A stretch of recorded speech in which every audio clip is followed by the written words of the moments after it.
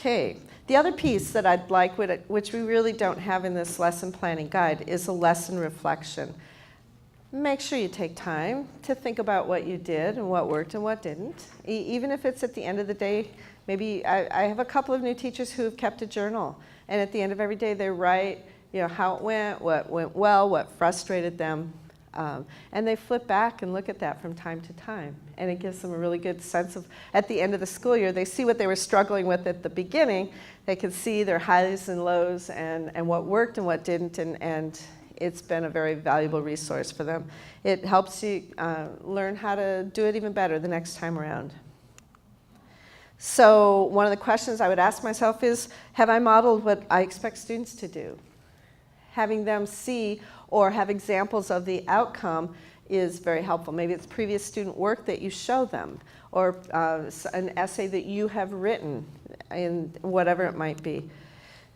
Do you have materials that engage the student? Thinking about, are there things you can move toward that collaborative piece that they can work on together so that that frees you up to spend more time with the students who need more help?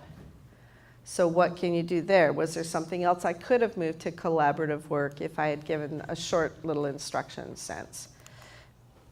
And are independent tasks applying the learning in meaningful ways? Are they learning it just because they have to? And again, have you taught the procedures and routines that are needed?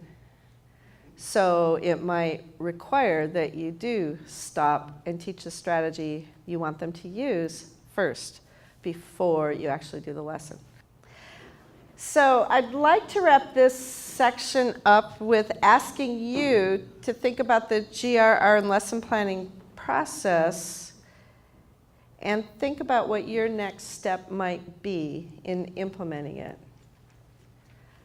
Think about what you already know and what you're already doing and where you might head next. So if you could take 30 seconds to a minute or two.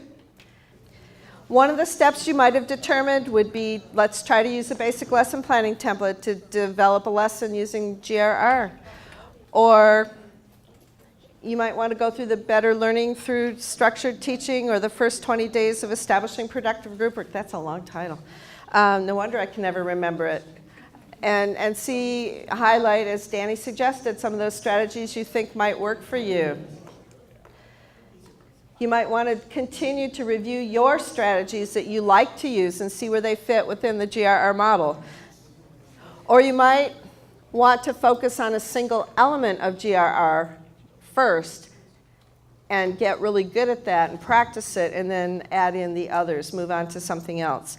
Another possibility, a first step, might be to observe a veteran teacher using GRR, either somebody within your PLC, or you will all be meeting with probably learning who the instructional coaches and the EL specialists are at your sites on Monday, and working with them. They know who the good people are that are doing this well and can hook you up with that.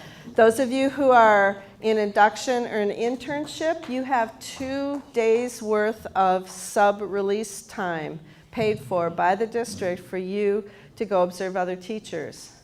And I'll be explaining later how you document that for your site staff so that they know they don't have to pay for it, which always makes them happy.